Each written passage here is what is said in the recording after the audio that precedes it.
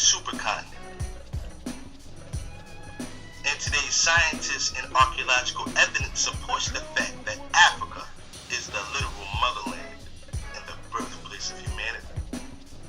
Now, the next significant piece of evidence comes from a place that at the time was nearly hooked on to West Africa. We're talking about Northeast America, Virginia to be specific. There has been found a 300 million year old bell. They found the bell in 300 million year old coal.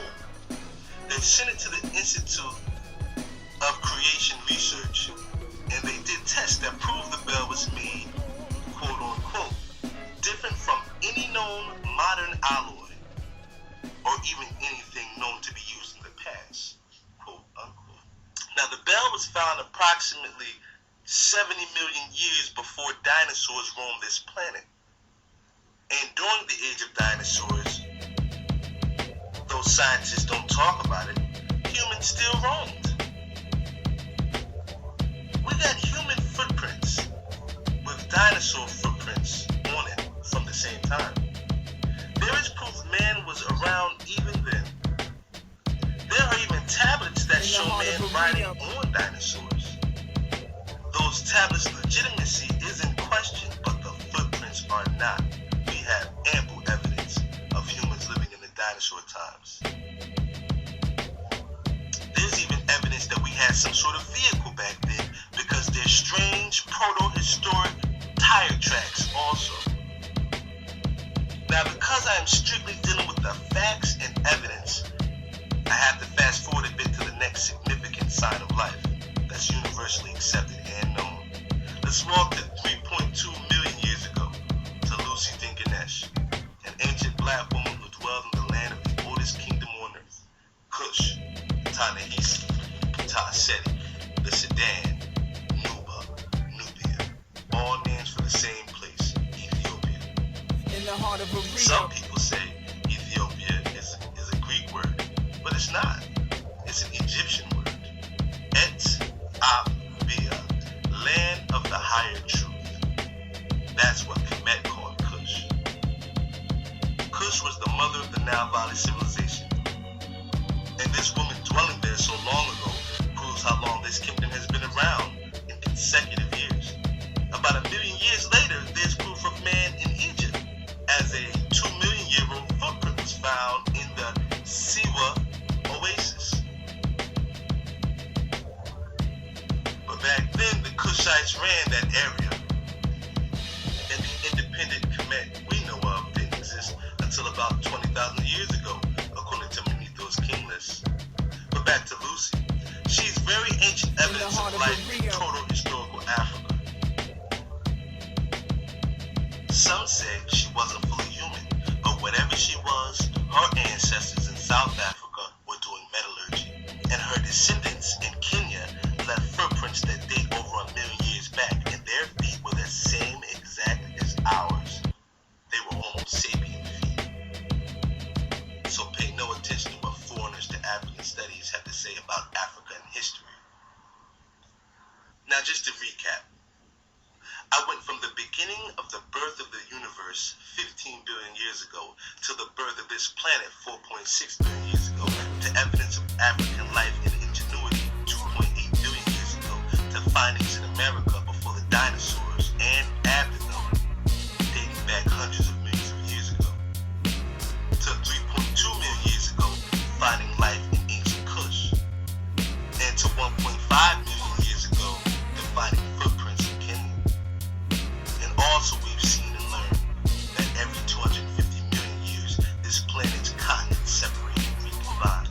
So now hopefully you see the picture of history more vividly. Now let's jump to when it's admitted that modern humans took over the earth from the other species of pre-humans that dwell among us. Let's roll to the tribe whose blood we all are proved to descend from. Let's roll to about 200,000 years ago to the Black Samurai tribe, the Surma people from Africa, of the same kingdom Lucy was found in. Scientists have proven through blood tests that every tribe, race, and people on Earth descend from the Surma tribe. The first modern man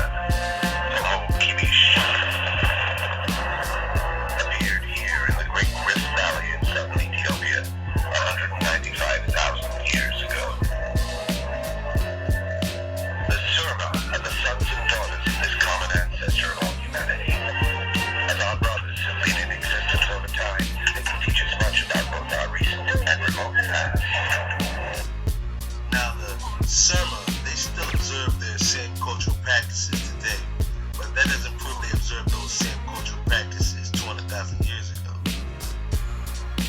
And since I stick to facts, proof, and evidence, and there is no evidence of any cultural spiritual activity 200,000 years ago, so let's move on, until we can find the conclusive start of cultural history. But first, let's stop at about 160,000 years ago at another very significant find. 160,000 years ago, a human skull was found proving that we were modern and Homo sapien 160,000 years ago in, once again, Kush. The same place a woman was over 3 million years ago, the same place the oldest tribe on earth was found. This is the face of an 160,000-year-old Kushite man. I hope you're seeing a pattern. The abundance of fossils, footprints, DNA, and hard evidence proves Africa being populated first and for a longer period than anywhere else on Earth. There's a million-year-old fossil in China, India. There's evidence of life in America millions of years ago, as we already went over. But Africa's metal ball finding outdates any and every single sign of human life on Earth. And the Egyptians explained that after a certain cataclysm, all the people of Earth lived on the Nile Valley, and they spread out from there. They called them the 42 tribes. And as I mentioned earlier, they also stated that Africa was the only continent on Earth for a considerable amount of time. Now that we've been through the physical development of the universe, Earth, and the proofs of the human's chronological development, now let's get to the chronology of the cultural development of man. As it is at this point, the human and cultural chronologies run parallel each other. So we'll go to 70,000 years ago and then to about the end of the last ice age. I'm doing it this way to condense the material to touch on the key points of evidence